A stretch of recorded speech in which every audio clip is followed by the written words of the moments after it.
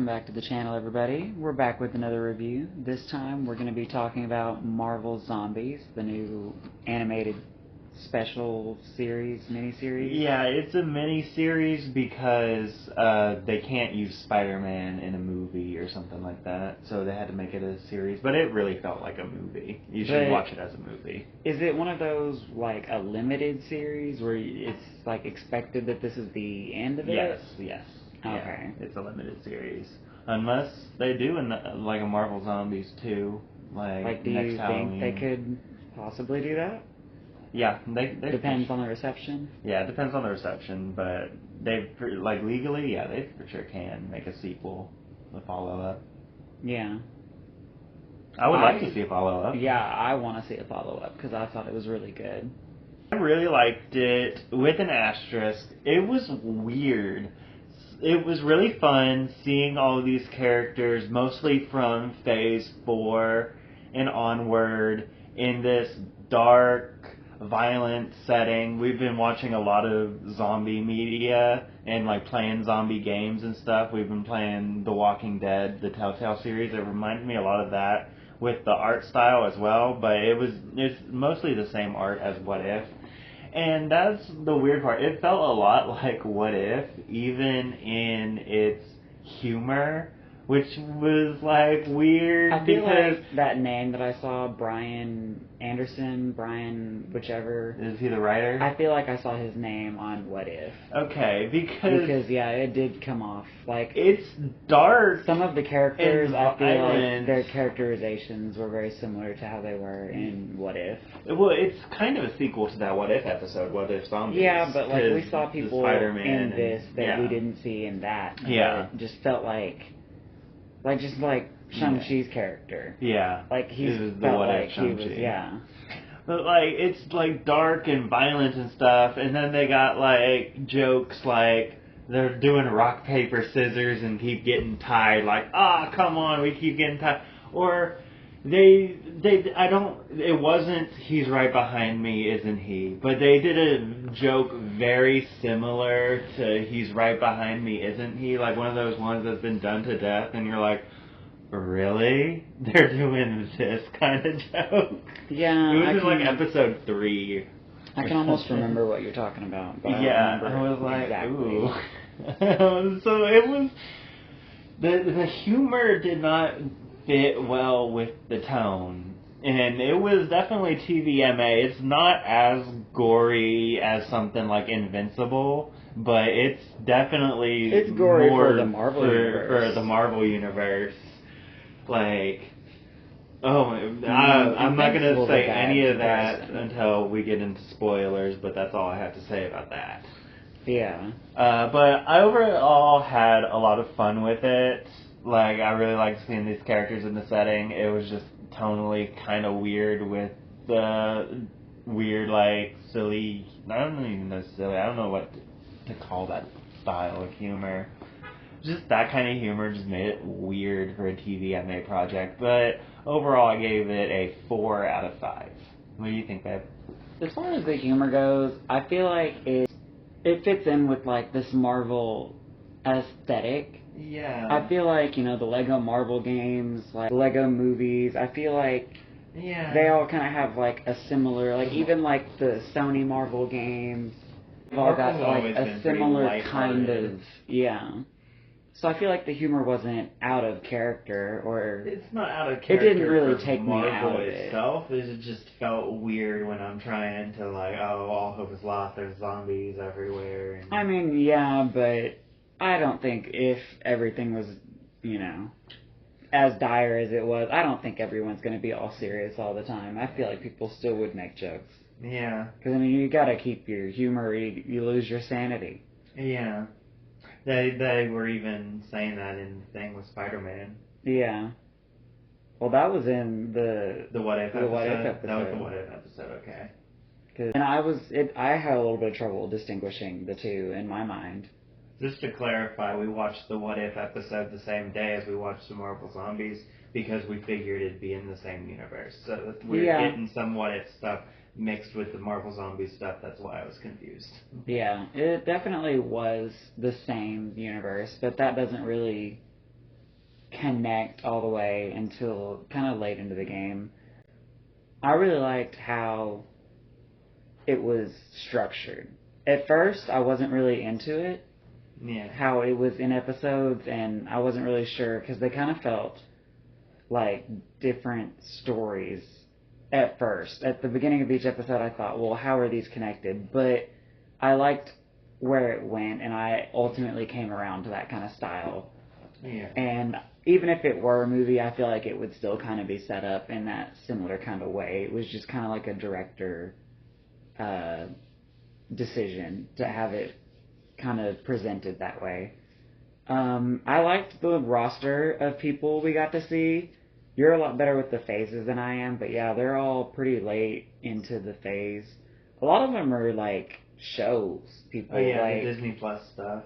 So, I mean, unless you've really seen those, you kind of wouldn't really know who a lot of them are. Yeah. But since we've, like, watched pretty much every Marvel thing under the sun, I pretty much knew who everybody was, and I liked it. Yeah, it felt like really... I said that while we were watching this. I felt like this feels like a reward for keeping up with all this stuff. It kind of felt like it's like, here's a tour. Here's a like a parade of all little the shows. thing for you to look at. Because it was like, oh, you remember this person, and oh, here, him, her, what about this person? And it was like the locations they showed, really... It rewarded you for keeping up all this time. Yeah, and it wasn't just overt.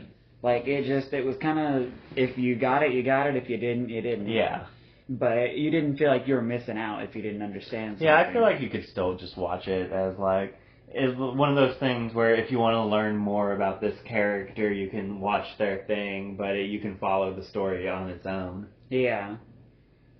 And I liked it, too. I was thinking probably a 4 out of 5 for me. Yeah. I definitely think if you're going to watch it, you should watch it in one sitting. Oh, yeah. It was definitely...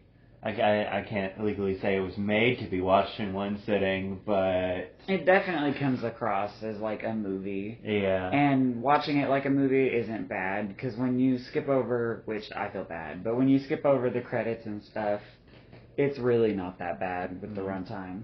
And spoilers! So what do you want to talk about first? Scarlet Witch? Because we are a big Scarlet Witch house. Oh, definitely. I did love to see Wanda back. It was a little, I don't know, it was kind of front-loaded with other people and other stuff, which obviously I understand. And she's the antagonist. Yeah, but she didn't really show up, and we didn't really get much of her until the end, which I was a little disappointed. But when we did get her, it was a good performance. And they got Elizabeth Olsen back. Oh, yeah. And I loved all of her performance. I thought it was great. Which, not to shade anybody else, I thought everybody did really good jobs. I like that they were, it seemed to me at least, it seemed like they got everybody to do their characters.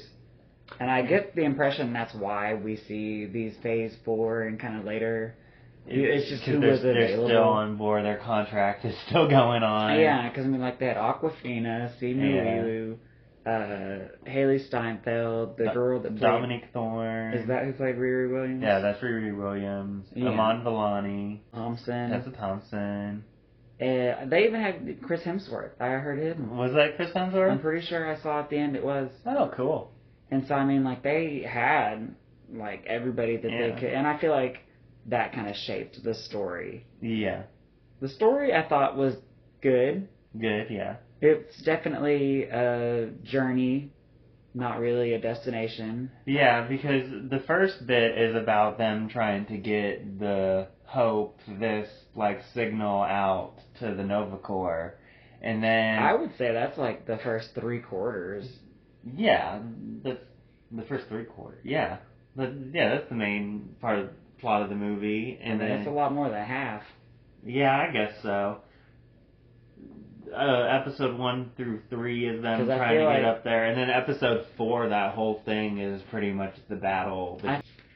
Definitely the journey with this device, and all the zombie characters were really cool. And then the Hulk, that Infinity Hulk thing at the end with the cosmic Kirby crackle all around it. That like, that cool. thing was so badass. That one ripping the heads off of all those zombies was awesome. You see that in the trailer. Little zombie wasp getting cut in half was cool. Oh my gosh, what they did to Rocket. I was horrified. Like, they did not need to do that. They did not need Rocket to show up for the little bit he did. Like, and they just went. Moon Knight Blade.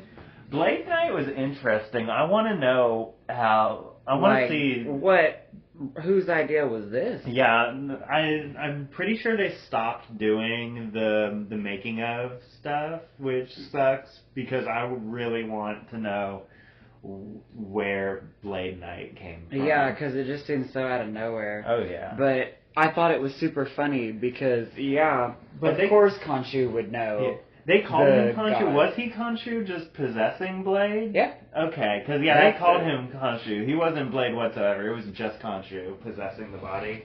No, it was Blade with Khonshu. Okay. It was like Moon Knight. Okay. It was like Moon Knight. But like whenever they got to... Because I was confused when they called him Khonshu. No. I'll tell you why that was. Whenever they got to the wall with the big door, the gate... Uh-huh. I guess it was at New Asgard, but it was in a weird spot I hadn't seen. And Valkyrie was like, no, I'm about to kill y'all because y'all aren't gods. This is only for gods. Okay. And then Khonshu revealed himself to Valkyrie and was like, do you not recognize the Egyptian gods anymore? Yeah. And she was like, Khonshu, I didn't know that was you. Are these your friends? And I was like, well, of course they would know each other, because they're ancient gods. Yeah, I thought they said something. I thought the group called him Khonshu before that. No, he just said that he had Khonshu with him. Oh, okay. Like, they definitely name-dropped him. Okay, and yeah, they were like, yeah, your imaginary friend, and all that. Yeah, because when she was talking to Khonshu, none of them could see him. Yeah. And so they were like, oh, so she's talking to the imaginary friend, too? Yeah. Okay. And I just was like, that was super cool. What other cool moments? The whole thing was really cool. I'm just thinking about all the characters we got. Yeah. Like, the pairings were cool. I thought it was neat how Katie, Awkwafina's character, got rings in this one. Yeah. It was interesting how the sister never revealed herself to Shang-Chi's character. Oh, yeah, he doesn't know Death Dealer's his sister. Yeah. Because she just Death died. Dealer. And Death Dealer was having like a flirty romance with Randall Park. Yeah, which is really funny. I love Jimmy Woo. Yeah, Jimmy Woo. And then we got Yelena's mom from Black Widow. Yelena, Thunderbolt. Because all those zombies were being controlled, I was like, wait, what the fuck? And I was like, oh my god, like the pig thing from Black Widow. They're really making stuff pay off. Who remembers the pig shit from Black Widow? It was her, Yelena, the mom, and I keep forgetting David Harbour's character's name. Red Guardian, Alexei something. Yeah, so it was like all of them back together, which I thought was cool. Yeah, that was really good. So many people died. We got to see Wyatt Russell's character and Baron Zemo. Oh my gosh, yeah, I forgot. Did we see... No, we didn't see U.S. Agent versus Captain America, but we did see Red Guardian versus Captain America, which was really great. And we did get to see also Namor. Namor, yes. That was fun. Or Namor. And but I think they called him Namor in this one. We got to see T'Challa again. Yes. And he fought Thanos and threw him into the revealed molten vibranium core underneath Wakanda. Yeah, that was which apparently really destroyed the Infinity Gauntlet and released the power of all the stones into the Earth's atmosphere. Which Banner had to absorb. Yeah, to keep things stable, which of course upset Wanda. Yeah. What do you think her motivation was? I don't know, was she corrupted? Or did she really think that she could fix it with that power, and then when she got it, she realized she couldn't? Yeah. Because I feel like that was the whole thing of WandaVision, was that she can't fix dead. Yeah. And even Agatha was pushing her to see, could she do it? Yeah. And that was the whole thing with the Sparky, was she was trying to see, can you do it? And then in Multiverse of Madness, she got the Darkhold, and she still couldn't do it. Yeah. So she was going to multi-dimension hop. Yeah, to get her kids. And it was like, I think it's just proven she just can't fix death. Yeah. And I think that's what she was trying to do again. And I think she thought with all of the stones, because I would think with all the stone's power, she would be able to do it. Yeah. But I guess it still wasn't enough. And so she did the best she thought she could. Because she can rewrite things, but she can't make something from nothing, I guess. No. Yeah. But that's kind of because I don't see Wanda as a malicious character unless she's seeking revenge or she's being corrupted by a dark force. Yeah.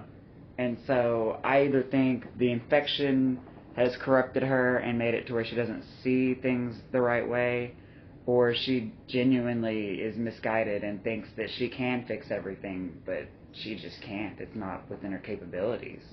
Yeah.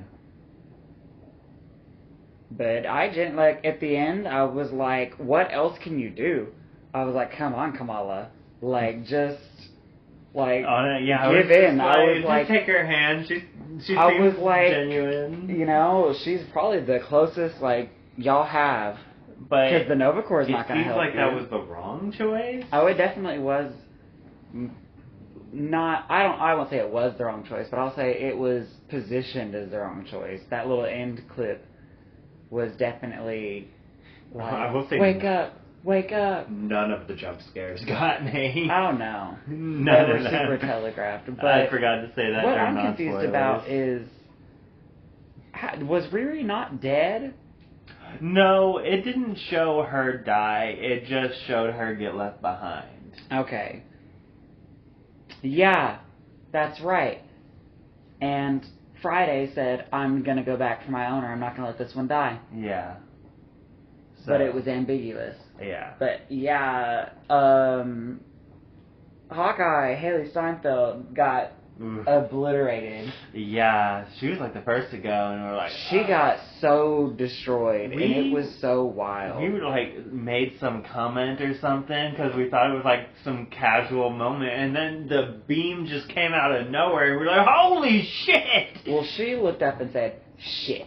And then she got vaporized. Yeah. And you see her skeleton and then nothing. Oh my gosh. Because an infected Captain Marvel. They like showing who people was vaporized fighting in this one. Yeah, that was such a cool thing too. They're like, what's this crazy storm? And it's Captain Marvel fighting Icarus. We for a second thought it could be Storm, but... Well, yeah, because they kept saying Storm. Yeah. But yeah... But I can't believe they brought back an Eternal for this. Yeah, they brought an Eternal. I kind of want to rewatch that one. The cool thing with them is they were each other's match. Yeah. And so they were just constantly fighting, and they were never going to get the best of each other. And yeah, she was in binary form, too. Yeah. And he was his strongest form. Oh, yeah.